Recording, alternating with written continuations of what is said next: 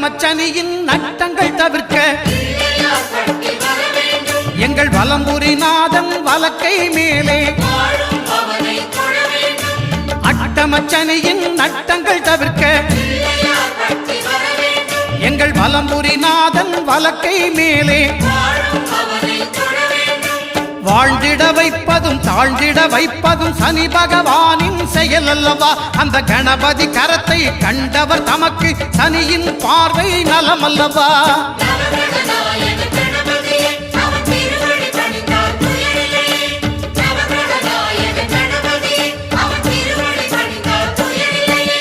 ஒன்பது கோளும் ஒன்றாய் காண